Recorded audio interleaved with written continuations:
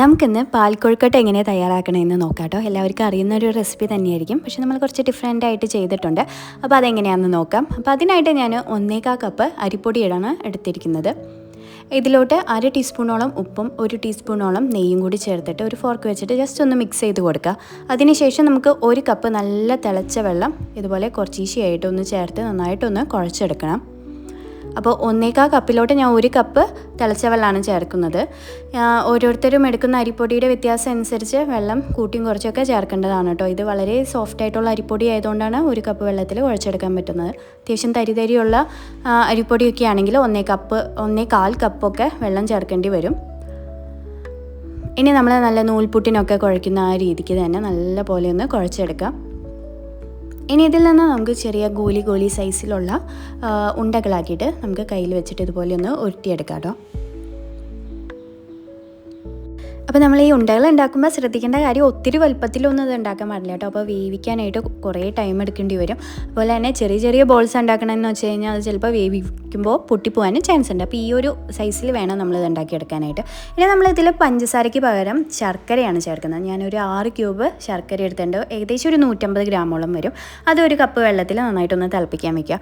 ഇനി ഇതാ ഈ കാണുന്നത് ചവ്വരിയാണ് കേട്ടോ. സാബുദാന എന്നൊക്കെ പറയുന്ന സംഭവം, സാഗോ എന്നൊക്കെ പറയും. അതൊരു 10 മിനിറ്റ് ഞാനത് കുതിർക്കാൻ വെച്ചിട്ടുണ്ട്. അതൊരു ഏകദേശം 1/2 കപ്പാണ് ഞാൻ എടുത്തിരിക്കുന്നത്. ചെറിയ സൈസ് സാബുദാനയാണ് എടുത്തിരിക്കുന്നത്. അതുകൊണ്ട് ഒരു 10 മിനിറ്റിൽ തന്നെ അത് കുതിർന്ന് കിട്ടിക്കോളും.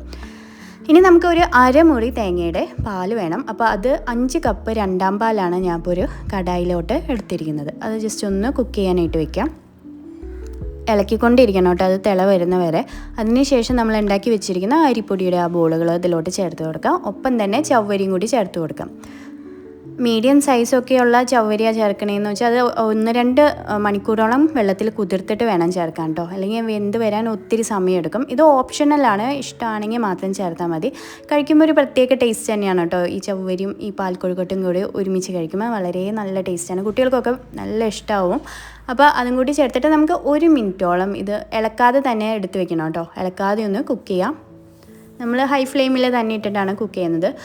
1 മിനിറ്റിന് ശേഷം നമുക്കിതൊന്ന് നന്നായിട്ടൊന്ന് മിക്സ് ചെയ്ത് കൊടുക്കുക. അല്ലെങ്കിൽ അത് പൊട്ടിപ്പോകാൻ ചാൻസ് ഉള്ളതുകൊണ്ടാണ് കേട്ടോ. ഒന്ന് ചൂട് കയറിയതിന് ശേഷം മാത്രം നമ്മളിനി കൈവിടാതെ തന്നെ ഒന്ന് ഇളക്കിക്കൊണ്ടിരിക്കുക. അത് പെട്ടെന്ന് തന്നെ കുക്കായിട്ട് വരുന്നതുകൊണ്ട് കൈവിടാതെ തന്നെ ഒന്ന് കുക്ക് ചെയ്യുക. നമ്മുടെ സാബുദാനിയും നല്ല രീതിയിൽ ട്രാൻസ്പെറൻ്റ് ആയിട്ട് വന്നിട്ടുണ്ട്. അതുപോലെ തന്നെ നമ്മളുടെ കൊഴുക്കട്ടയും നല്ല രീതിക്ക് തന്നെ വെന്ത് വന്നിട്ടുണ്ട്.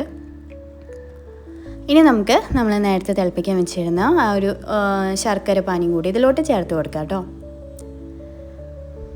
അങ്ങനെ ശർക്കരയും ചേർത്തിട്ട് ഒരു 2 മിനിറ്റോളം നമ്മൾ കുക്ക് ചെയ്യാൻ വെച്ചു. അതിനുശേഷം നമുക്കിതിലോട്ട് 1/2 ടീസ്പൂണോളം ജീരകവും അതുപോലെ തന്നെ ഒരു 3 ഏലക്കായും കൂടി നന്നായിട്ടൊന്ന് ചതച്ചിട്ട് ചേർത്ത് കൊടുക്കുക. നിങ്ങളുടെ കയ്യിൽ പൊടി ഉണ്ടെങ്കിൽ അത് ചേർത്താലും മതിയാകും. അപ്പോൾ അതും കൂടി ചേർത്ത് കൊടുക്കുക.